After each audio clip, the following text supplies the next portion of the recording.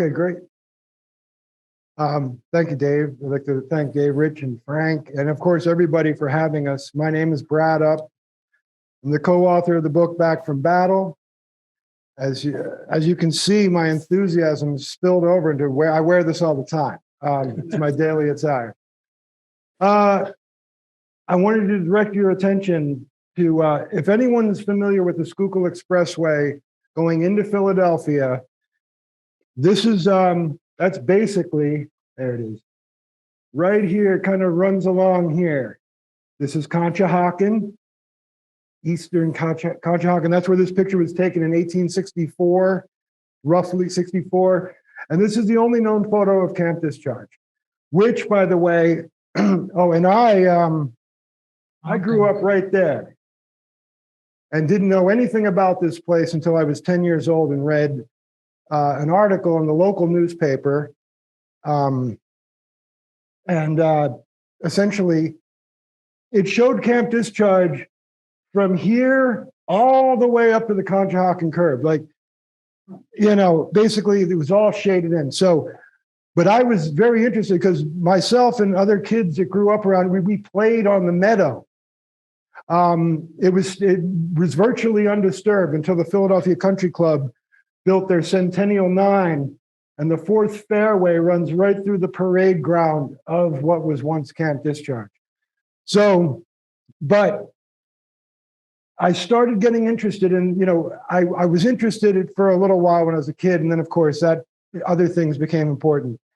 It wasn't until I moved back to this area in the early 90s. I lived up in New England for 7 years, came back and bought my first metal detector in Virginia. I was dating a girl down there. And I was like, I'm going to find Camp Discharge. And I was wandering around. The Philadelphia Country Club owns the property. It's a little sketchy. And then the interest faded again until I joined the Lower Merion Historical Society. And that's when the former president was like, we should do, you know, let's make this happen. So I dug in and really started looking for anything I could find. And this picture is at the Historical Society of Pennsylvania down on Locust Street in Philadelphia. And when I went down there with just looking for anything, there's a Civil War guy from the University of Virginia that's up there like once a month. It was random. And I happened to bump into the guy and he explained who he was. I was like, oh, okay, so I'm looking for some information on Camp Discharge. He's like, let's take a look in the card catalog, which is huge. And he's like, apparently we have a picture. And I was like, what? And he's like, there is. So I spilled out all the stuff, got, you know, the guy, they bring down a picture of the 186th Pennsylvania in a camp just west of Chicago called Camp. It was similar. I was like, this is not it. This can't be it. So next thing you know, I went up and I was like, and they were like, sorry. And so I was leaving and the guy, the Civil War guy was like, well, did you see the picture? And I was like, evidently it doesn't exist. And he got involved. He went over and told the intern, who wasn't terribly enthusiastic, to go back upstairs and search all the bins around where he'd found the picture. And 20 minutes later, he drops this in front of me, and I was overwhelmed because I'd spent, again, a couple decades with on again, off again interest, but now there's an actual proof. Most people thought it was tents, a couple of tents up there. Others thought it was Confederate prisoners. This is why the story, which happened in 1864 to 65, got lost as the people from those generations passed away. And then it was more folklore. They were like, there's a ghost up there, stuff that really had nothing to do with the actual place. So it was incredible. And so it kind of launched us into the next step, which led to us writing this book. And what if I want to, am I not?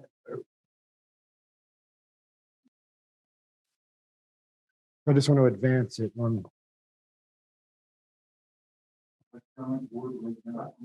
I know. It looks so natural in the Civil War uniform.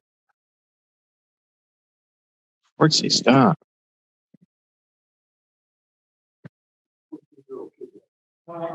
Seriously, I don't know any. I couldn't explain any of this with two guns to my head, any of the electronic equipment. Oh, perfect. Thanks, Dave. Yeah, that's cool. So here's a cleaned up picture, which is amazing. So we took the image and had somebody go ahead and really bring out the entire, the details. And you can see this is more than just tents. These are 2-story barracks. There's a hospital up here. There's a hospital on the other side. There's a 100-foot flagpole that could be seen in Philadelphia. There's a 12-foot fence that encircles the interior camp. And then here's the 12-foot fence that goes around the entire property, which was the farm of Joseph Kirkner, who the Army had leased it for. I think it was like $46 a year. So he lived in that little farmhouse that you can kind of see off there in the distance. Actually, he didn't live there. His farm manager lived there. They slaughtered animals. They had there was a peach orchard, an apple orchard up top. And Joseph Kirkner, who was an 1812 veteran, lived on the other side of the Schuylkill River. But that house may have been there from colonial times when the Taylor family lived there. This is all part of the original Penn tract. So anyway, but you can see there's the officers' quarters at the top of the hill where they naturally would be. There's a latrine, which I excavated, one of two. It's 10 feet deep, 12 feet wide, every bit of regulation to put it was a very big undertaking. So this coupled with I need to go back. I read my great-great-great-grandfather's Civil War diary when I was a kid, same time about when I read the newspaper article. And I was like, man, he had dysentery from like the first month, which eventually killed him at 50 years old. But he was in the Western Theater, Shiloh, all those areas, Vicksburg, etc. And it was a rough time. I mean, the guys that showed up here, many of whom were from Andersonville, were in really bad shape. And we have these medical journals, which Jim's going to talk about, with some of the most unusual illnesses and conditions. So, Dave, could you take me to the next one? Quick interruption. Is that on the Contra-Hawken portion of things? Oh, the Contra-Hawken would be over here. This is Gladwin. And the Schuylkill Expressway is right here, like literally along here at this point. And the Schuylkill River's down here. Like right there. And the picture was taken originally on the Contra-Hawken side.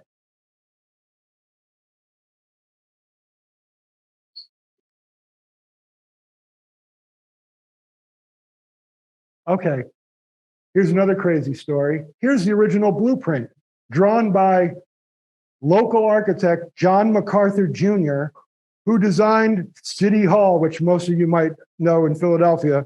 That's probably his most well-known work. But he designed this, and here you get to see it now. Here's the Schuylkill River. Here's where the Schuylkill Expressway would be. And here is the quadrangle of... It's on or off. Okay. Let's light some candles. So we're down in DC. Jim and I made 3 trips to DC, courtesy of the Historical Society. And we stayed there for a couple days each trip, where we got a lot of information. We had to dig, just like that picture. Nothing came easy. We had to scrounge it all up. You couldn't just put Camp Discharge into a search engine at the National Archives and have everything come spilling out. It was like we had to angle in. So I'd also look for the blueprint. I'd been to the Athenaeum in Philadelphia. They're like, oh, we have all of John MacArthur's stuff. Not this. So I bounced around. I had a friend in Virginia that was searching in a place down there, at, another place where they had maintained all these historical documents.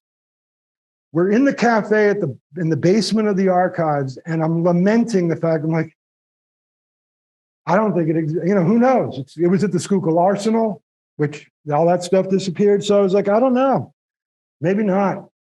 And another guy overheard us. And he's like, oh, you're looking for like, that could be in the land records, which is in the annex in College Park. I was like, oh, there's another place. Sure enough, he's like, yeah, you just wait outside tomorrow and the shuttle takes you there. So I waited outside, Jim went inside. Next thing you know, I'm being brought over to this other place, like in this rickety, I thought this thing was gonna fall apart, but I was psyched because I was like, there's a chance. I go in there, I come into this, I get directed, I'm bouncing around. I can't, I don't know where I am, never seen the place.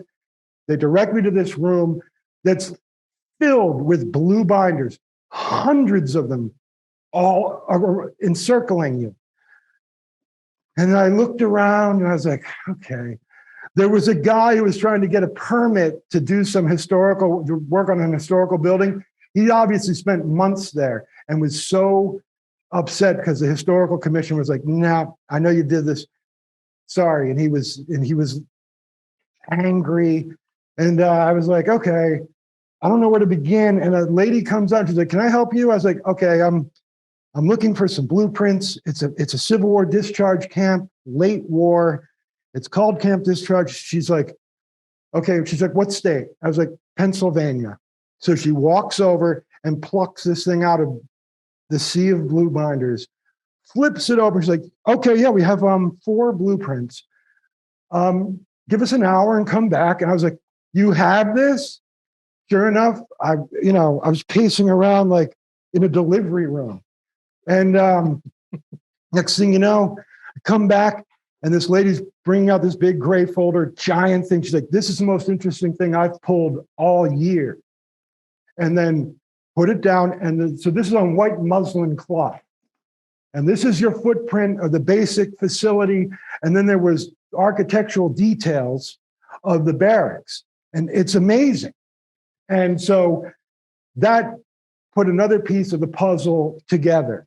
So not only do we have the picture, but now we have an aerial view. And it's, they needed to do some as-builts on this. I am in construction. So this hillside is very, I'm supposed to be over in front of this thing. Okay.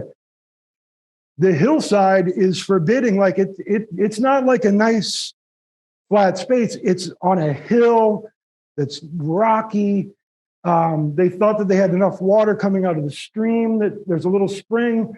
They eventually had to pump water from a creek like 400 yards or more away in 4-inch pipe.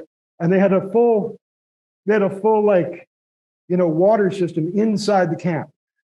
But that was just one of the problems. They were supposed to build this for 64 grand, 61,000. It cost 200 grand. The government is good at spending money. We all know that. But that's because someone crowbarred this in. Although they wanted to keep it away from populated areas because of disease, it couldn't have been worse. Now, we've speculated that John Hancock, brother of Winfield Scott, and of course, they lived over in Norristown, not far, kind of like arranged it, because Hancock would make trips up and down the river to see his family. Then eventually he moved everybody into the farmhouse. So it was very convenient for him. So anyway, can we advance to the next? Thanks, Dave. Okay, here's a modern map. Now you can really see everything. Philadelphia Country Club. I grew up like right there. And this is the only actually last structure, the Sentry Box, which is on Century Lane, which was moved by Howard Wood, who bought all the Wood family, who made steel item, or a lot of, they didn't build big steel girders, they made shovels and picks and stuff, but it's wood, it's like Allen Wood steel. He moved this thing over on the opposite side from where the camp was. But the people that live on Century Lane maintain this building. It's as original as it was the day it was built. It's got a lead tin roof. It's amazing. I've spent some time around that thing. Everything else was auctioned off, but this remains. A lot of people don't even know. They drive by like, I don't know what it is, but it is maintained at this point. So, but anyway, this gives you a modern, here you go. It sits right there. It was probably on the old trail, like right here, coming up from the railroad. That's what we're guessing that's where it was. So I think I'm now going to hand this over to my esteemed colleague, Jim Remsen, to take you into the next phase. Oh, you got your mic. Great. Can you all hear me? Is mic working? Okay. Yeah. Great to be here too. Thank you for having us. And yeah, I want to circle back to some of the basics of why the camp was there, what its purpose was, and who some of the men were who went there. So could you bump it forward one? So maybe you all recognize a famous moment in history, famous painting. This is the high water mark. Many men who went to Camp Discharge were at Gettysburg and were right there at this historic moment. But the men who went to Camp Discharge had been in all of the major battles of the war by the time they got to the camp. They were by and large volunteers from Eastern Pennsylvania, or at least their regiments belonged to Eastern Pennsylvania. Sometimes they'd get Jersey people would jump over and join in, Western PA people, but the regiments administratively belonged to the Eastern Pennsylvania jurisdiction of the military. They were volunteers signing up for 3 years in the early months of the war. They would be called 3-year men, by the way. And so we were able to piece together about a little over 1,100 men who went there. And the idea in the military was that if you were mustered in within a certain administrative district, in this case, Eastern Pennsylvania, that's where you would be mustered out as well. So Camp Discharge was set up to handle men from these Eastern Pennsylvania districts. By and large, they were infantry. The men who went to Camp Discharge, here's the thing to keep in mind, they were stragglers from their regiments. So entire regiments or left of the regiments by the time of muster out were not going to Camp Discharge. The general rule for the other ones is they would have stuck together and gone through the mustering out process as a full regiment. These guys were the stragglers who have been cut off from their regiments through different circumstances of the war. They'd either been wounded in battle or gotten sick and stayed behind in a military hospital down south. As you probably know, as the Union captured territory, they would set up hospitals to handle their wounded. And so many of these men had been in that situation. So the rest of their regiment had marched off hither and yon. By the time they were able to be released, they were not in any shape to fight, and they would be on their own or maybe with a little cohort of them and make their way back north for their mustering out process. That was one of there were 3 general categories. Another category would have been they had been sent off from their regiment on detached duty. It might have been another regiment needed some men with their particular skills. They might have been sharpshooters, say, they might have been teamsters, some role where they would be shifted over. They still belong to their original regiment administratively. But again, that home regiment would have been who knows where while they were over here. So they too would be in this, I call it straggler, this separated category. And Camp Discharge was set up to handle those cases. The main of the 3 categories of men who went to Camp Discharge were newly released prisoners of war, newly released by the South. We came up with of the 1,100, almost a half had been POWs in the South. And many of them had been at Andersonville. So they were half dead by the time they, often, depending on how long they've been at Andersonville, by the time they got up. Could you move ahead here?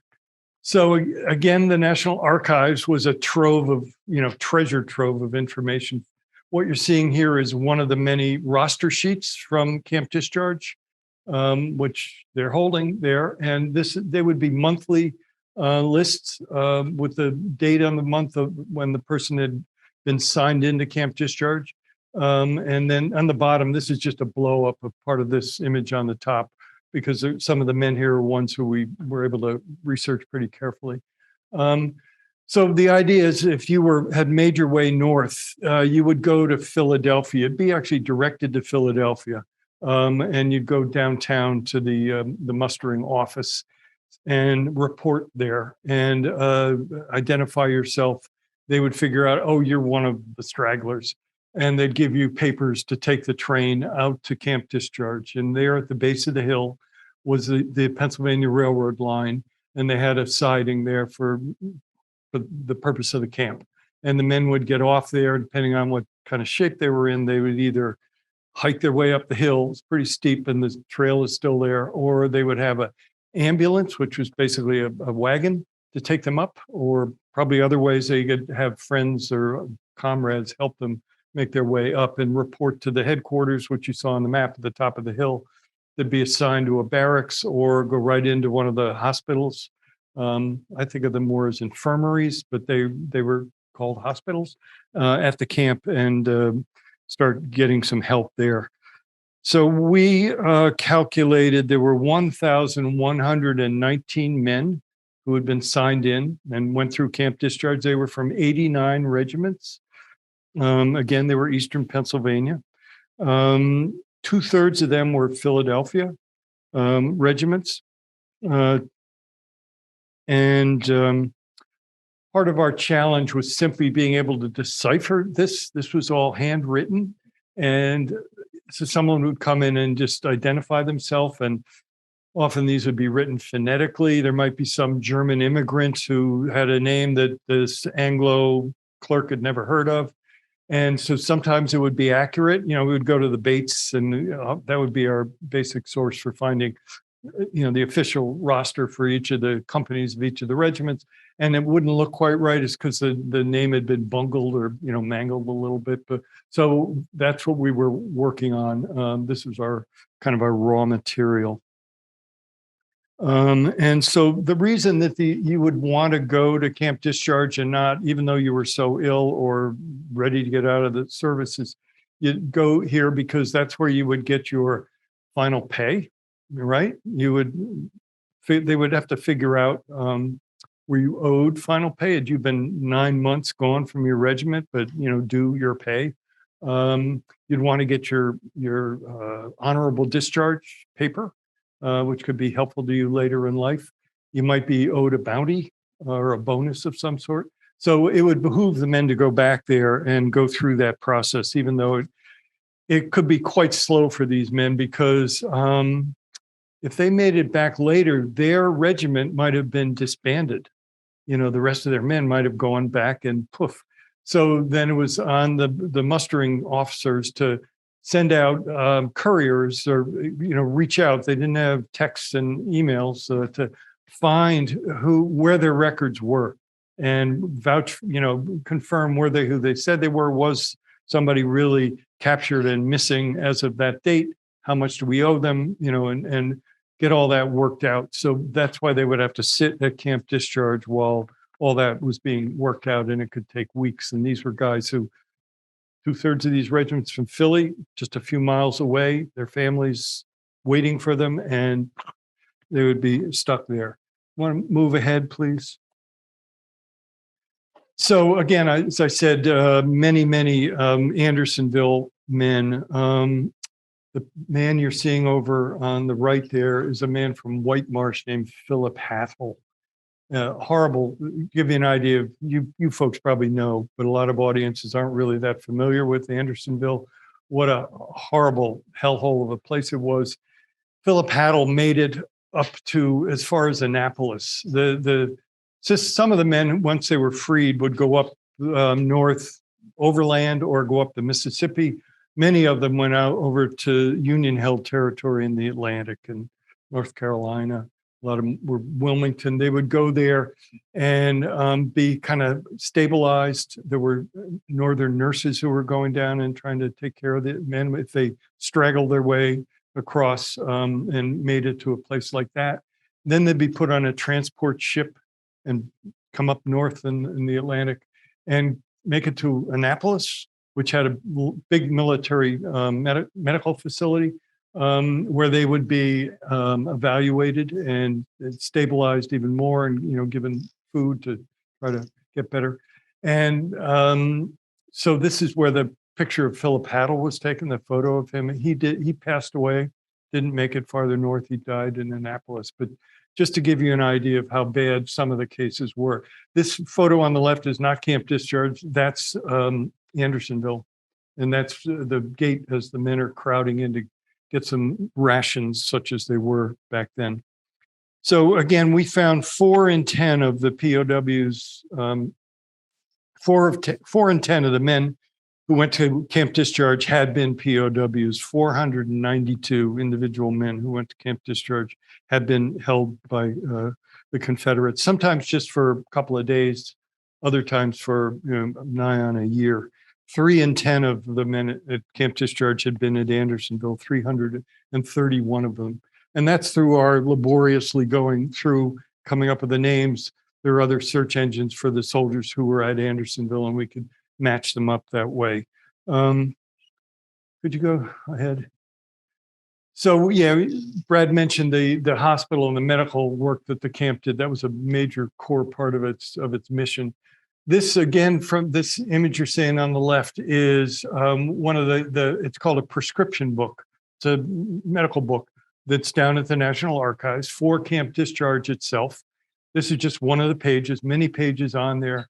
And the left page that I don't have in here was the name of the man and his company and his regiment. And then over here was what was prescribed, the prescription book, what medical care was prescribed for that person. Fascinating stuff. And yeah, I talked to Herb Kaufman, who's a medical specialist, and some other folks too, to just understand what I was reading and get an idea of how they were treating these men. So the man on the photo on the top right there, it was one of the young doctors who was assigned there. His name was Joseph Corson, one of the old Quaker families in Philly. Plymouth Meeting is where his family lived. His dad was a doctor. Generations of doctors. I got his diary from probably his great-great-great-granddaughter, who's Dr. Ann Corson, and she kindly sent me his diary, his memoirs to read over, and he talked about what bad shape a lot of the men were in there. The fellow on the bottom there, the drummer boy, he was there as well, and he was in the hospital with VD, experimenting, probably put up to it by the older men. We don't know, but VD was also one of the things they were treating quite a lot. I have here a list of some of the common illnesses we were seeing there. In addition to VD, a lot of smallpox, a lot of typhoid, tuberculosis, malaria, dysentery, scurvy, a lot of scurvy, skin infections from their exposure, and in the sandy soil where there's a lot of chiggers and things that would just bedevil the men, the POWs, and then trying to analyze and get some explanation of the medical care. So, as you may know, back then, the medical care in the U.S. was not really that advanced. We hadn't accepted the germ theory that had been accepted in Europe at that point, but not so much in the U.S. They were still following the routines of miasmatic disease. They thought that was how disease spread. They were still doing, they weren't bleeding, but they were doing different kinds of ways of getting rid of the moisture in your body. They would have you urinate everything out. They would have you sweat everything out to try to just kind of jumpstart your body. Misguided, but they would do it.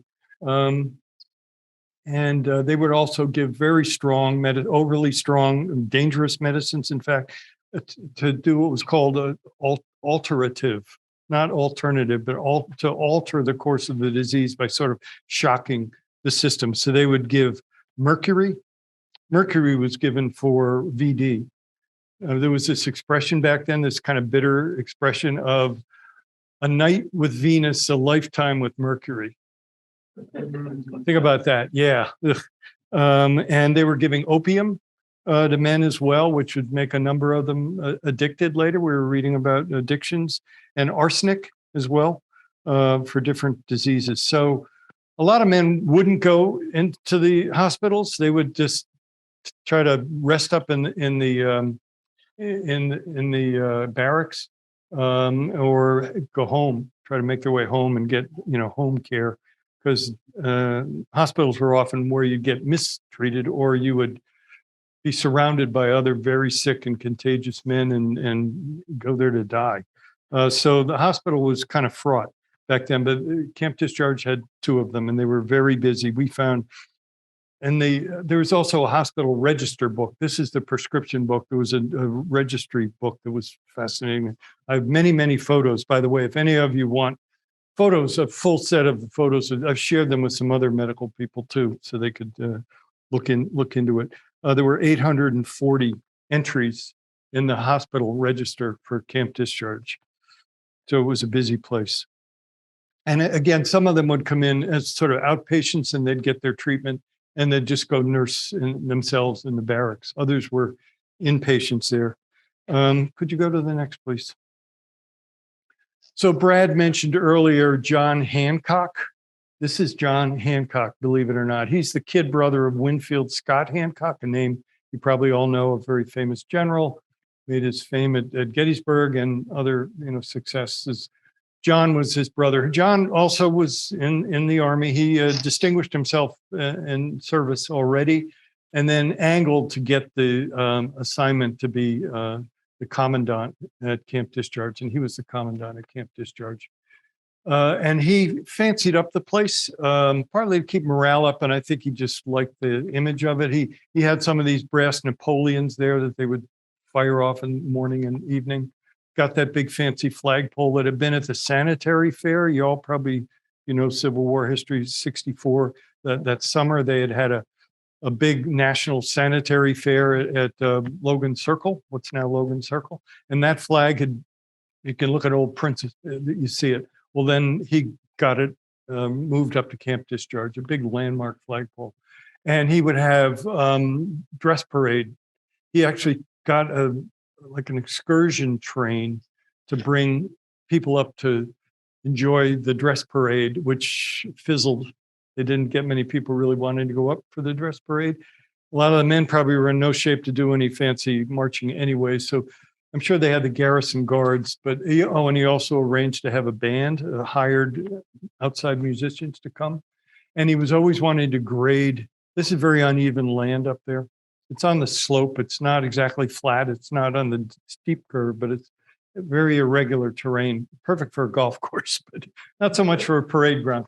And he was always grading that and spending money and annoying the higher ups for doing that until the place basically closed down.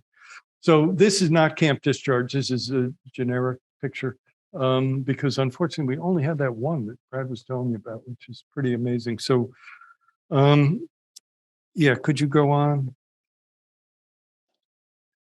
So again, these are not Camp Discharge. These are just to make the point that the men had a lot of downtime there. They would have make work, duty, going collecting firewood or grading the grounds. They could get passes to go nearby to get a little nightlife. They had to be back for the morning roll call, and there was a fair amount of AWOL problems. Sometimes the men would probably just go back home, but others were carousing a bit. You can see the fellow carousing on the bottom there. This is a brig. There was one at the guardhouse on the map of Camp Discharge as well, but we know men were being sent up there all the time. In fact, we were seeing a term for a place like this was Camp Discharge was a growler's paradise. Nice, colorful term, but gives you an idea. These men had gone through hell and some, going through all these battles or scraping their way out of Andersonville, making their way up here. They could almost see home, and they had to sit here. They were still in the military, so they would have been deserters if they just bolted. So they would stay, but there was a lot of grumbling happening. We have in the book, we have a official complaint, big complaint given to a legislator by one of the men there, just saying how badly run the camp was. Could you go one more here? No, back. I think that's, yeah. So this is an ad from one of the Philly papers. So the camp was finally ordered, mothballed. It was only really open for about a year, from the late summer of 64 to late summer, early fall of 65. War was over. There was a lot of demobilizing, an amazing story about how quickly and pretty efficiently they managed to demobilize the Union Army. It went from 1 million men to 200,000 in about 6 months. Pretty remarkable. And so there was a real crunch. Everything had to justify itself, and they needed to keep the camp open for a while because they had some sick men there, but they were having to cut costs and cut costs. We were seeing in the papers, and it's really interesting. If we could go look at some 1865 papers, lots of ads for the military auctioning off horses and donkeys and hospital beds and kitchenware and all this stuff that they didn't need anymore. So they had somebody come up and inventory all of the and not even all of the items in Camp Discharge for an auction. So you can see, 39 frame buildings, sinks, one sentry box, we saw it, troughs, dough trough, you name it, and all the way down to board feet, nails, shingles, and it was put up for auction, the public auction. So this ran just to announce what they were having it and what was going to be available. And it was a pretty successful auction. It happened right at the end of 65 into 66. And they had some businessmen come up and purchased a lot of this for their factories and their buildings. Over here, you're seeing the Balagomingo Mills, which has got the flagpole. You see the big flagpole? That's the one. It made its way up there as well. Balagomingo is like West Conshohocken now. And it was a mill that was up there. Another mill owner so he got some of the wood from the barracks, and I think he even moved barracks up there, or assembled the barracks up there for his own workers, but also the mill buildings. And again, this landmark flagpole, which was up there for about a decade until it caught fire. There was a fire up there, and it actually got the flagpole as well. So here you're seeing a print for that during that 10-year period when it was a landmark up there as well. And so, poof, it reverted then to pasture land, farmland, orchard, woods. And if you go up the Schuylkill Expressway, you're driving by it every day. So could you move ahead?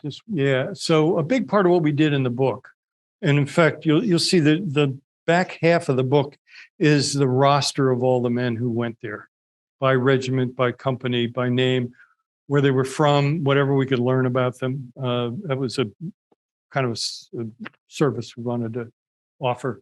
And we profiled, I don't know, 15 or so of the men in some depth, just to give you kind of a cross section and to help you understand what it was like and what the rest of their lives were like. These were men who survived.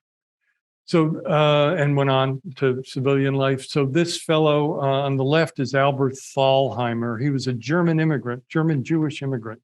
There were some German regiments. He had immigrated to Philly, served, went to Andersonville, talks about losing 100 pounds in Andersonville. You could see later on he gained it back, thank goodness. He went up to Reading, PA, resettled himself in Reading and became an entrepreneur up there and a successful businessman. And one of his operations was he had a cigar box manufacturing factory. Cigar box. That was big back then. And he never kind of lost his heart for fellow veterans. So we have records of him writing to Washington on behalf of the vets to get better treatment of the vets. He hired vets to come and do the work they could in the factory.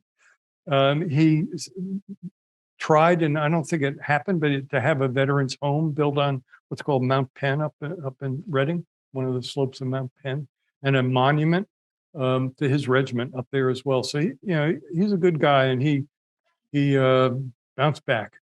The man in the middle his name was Hayes Swisher.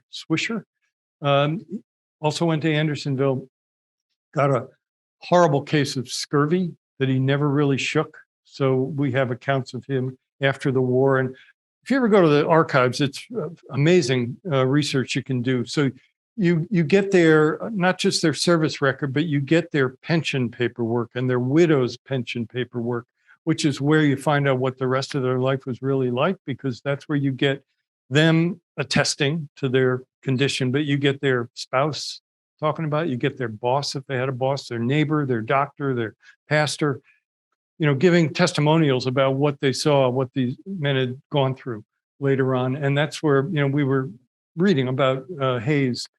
Brad and I, when we went there, were divvying up some soldiers to look at. And so you get their code for them, and then they'll bring out the manila folder for that man, and boom, in there are the records, sometimes even more, which I'll tell you about in a minute. So Hayes Swisher tried to keep going, tried to keep working. He ended up moving out to the oil region, in northwestern PA, oil city up there. But there, sure enough, accounts of him never being healthy, aches and pains everywhere. He died young, just a handsome fellow who had a hard end. And then the guy on the right is quite a story too. And we again have his story in here. His name is Isaac Horner, from Camden, by the way. Had a family, he was a farmer, and had some other side gigs he did in Camden. And came over to PA, signed up, ended up at Andersonville. He came back and just couldn't seem to settle in. He abandoned his family. And we were talking about him at dinner. He went west and left a note saying, "Don't try to find me. You'll never find." And they did not find it. So his wife, his forsaken wife, never knew until she got a letter many, many years later from this family in Ohio that had taken him in. He had shown up there and become a worker and almost a member of the family over many years, until he died. And they went through his personal effects and found all this, like, whoa, did not know, and wrote to her and sent pictures of her, including that picture of him later in life. And sure enough, it was their Isaac who had abandoned them. A story that's probably representative of some other men who were just restless and could not settle back down to everyday life after the trauma of the war.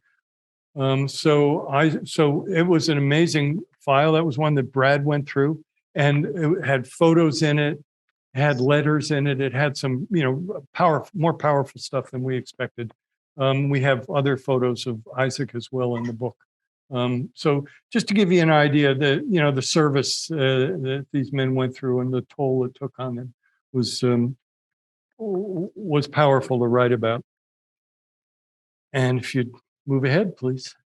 And here, I don't know, see a resemblance to this fellow over here, who will tell you what the heck he's doing and has stuff to show you as well. Back to you, Brad. Okay. Oh, there's that latrine I was telling you about. So I'm 6'4", and that top is every bit. So the regulation latrine was 10 feet deep, 12 feet long, 5 feet wide. Now, there were 9 sinks, latrines on the register. And I wanted, so I need to step back. So when we started to make this thing happen, we sent a couple emails and phone calls to the Philadelphia Country Club, the very prestigious Philadelphia Country Club. And we were rebuffed. No one even answered it. They were like unread. So the former president of the Historical Society Jerry Francis, who was a big champion of this project, who's a bulldog, who I brought him up at dinner also. Like, I would attend township meetings where they were going to tear down, like, if you know about the main line in Philadelphia, you know, it's Route 30. It runs through these little towns. There's a lot of historic buildings. And they were on the chopping block, but he would show up and they would pass these, they'd be trying to pass this like at 11 o'clock on a Wednesday night. And I would go with him. He's like, we need to stop this. And you would see the board members, like, the second we came in, because, you know, literally, you know, you tear down a community and you just throw up and it looks like everything else. So anyway, we tried. They sent like a small phone book of rules, regulations, and what could and could not happen, which basically means I could walk the trail, which is a public trail. It's a right-of-way trail, and look over. That's it. That's basically what could happen. So there's another guy who's a board member of the Historical Society, Ken Breyer, who knew some people at the Philadelphia Country Club, people who could make things happen. He made a phone call. Next thing you know, the three of us are sitting in the bistro room with the vice president of the club. Now, I had excavated some artifacts on property adjacent. That carbine sling buckle, which the cavalry guys would have across their chest, and their carbine would dangle off of that. And there's the carabiner that there would be a ring on the butt of the rifle or the carbine, and that would be dangling behind them as they galloped around. So I found that in a trail that leads to this. And a couple of bullets here and there in the guy's yard, a friend of mine who borders the place. So I brought a few bullets. We sat down, handed them out. I was like, you know, there's probably in the woods. I mean, I know a lot of the golf course takes up a lot of this property now, but those woods are going to have stuff. And I would like to do some field excavations. And the vice president was like, we're concerned that you're going to find a dead body.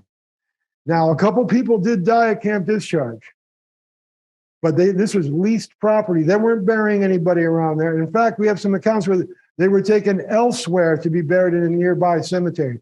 The closest cemetery was an old Quaker cemetery, the Llewellyn family.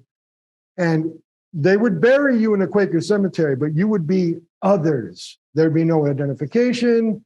They just put you in there. They're like, the least we can do is bury you here, but you're not getting any accolades. Chances are those couple guys went, it's about a mile that way on Youngsford Road. And it's since they exhumed everybody and took them to another friend's meeting house cemetery. So it's now, there's a little historical marker put up, but that's it.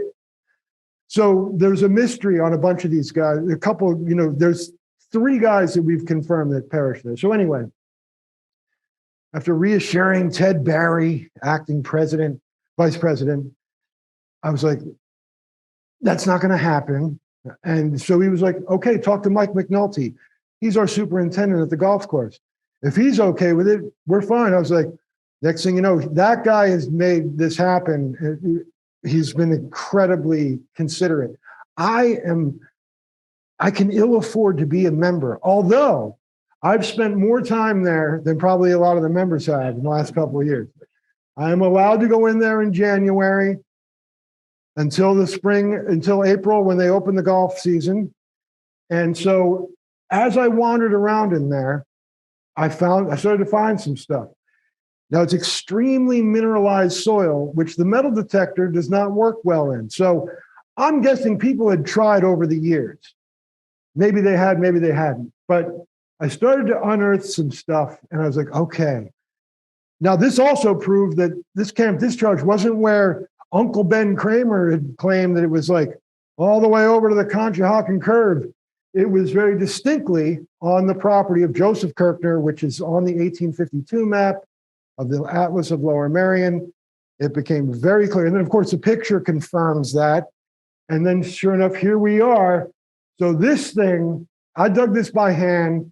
There was as many rocks as dirt, but I didn't mind. Like every free moment, I was over there. And my favorite find from this latrine was an eyeglass lens. So I would I would fill the buckets up, climb out, pull the bucket up, dump it in the dirt pile, which is back here. The rocks were over here just as big. And I and I saw this thing rolling down and I picked it up. I was like, okay.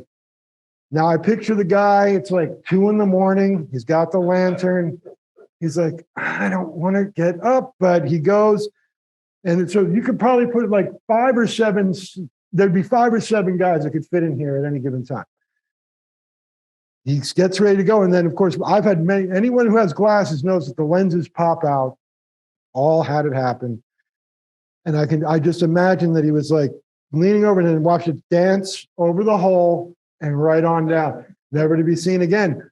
I took it to my eye doctor and I was like, check this out. And he's like, you know what? He's like, this is extremely well-made ground lens for a farsighted person. And it's perhaps my favorite personal item. Now, there's 5 wedding rings in that pile too. One of them might have been Isaac Horner's, the guy he was talking about. Or just, in the colder months, it slipped off your hand. So, but all this stuff tells a really cool story. Those bottles, half of those bottles were at the bottom in the use layer in the bottom of a latrine, which is basically the gray matter, which is, of course, the Johnny on the spot stuff. But that's where all this stuff was, these items. There was a donkey in here, chopped up. There was part of an old stove, an old Dutch oven. So it's really kind of cool to hold that history. So anyway, could we advance another one, Dave? I think there's one more. Okay, so one other little key piece of information. So we've worked, again, the then vice president of the country club became the president, and now he's the old president, and there's a new one. They get 2-year terms. Ted Barry, who we met with originally, was totally into the project. The new guy, he seems interested. It takes a lot of like reinforcement and encouragement, because what we have talked about is putting some historical markers at Camp Discharge. There's a right-of-way trail that comes down at the 4th green, which is basically the far left-hand side of that picture. And one of those 2-sided numbers, we're working on. I think we're almost there. It's been a lot of, what do you think about this one? And they're like, so we've done this routine, this tennis match a little bit, and getting anything made or, put together can be lengthy. Like the 69th Pennsylvania, we put an historical marker in Glendale, which was the first bayonet charge of the Civil War, down south of Richmond. That took years. And I'm talking like the red tape was miles long, but eventually they put it in. And then we went down there, we did a ceremony, and it's, but it took, I think, 6 years, whatever, But anyway, so that's the next thing. And one other thing is I'm still working on, this is like this hasn't ended for me. I'm now trying to find the graves of where all these guys are buried. And a good portion of them have been found, but some have just faded into obscurity. Like, I have a great uncle in Laurel Hill. He was a Civil War veteran from the 48th Pennsylvania. I forget which one, 56. There's just grass. Maybe there was a marker, but the 69th PA, which I'm involved in, we put headstones in mostly Cathedral Cemetery in West Philadelphia. That's one of our active things that we do as a regiment. And this is, this is a labor of love for me. I'm totally into it. All things Civil War, as many of you are, obviously, here at the Roundtable. So I think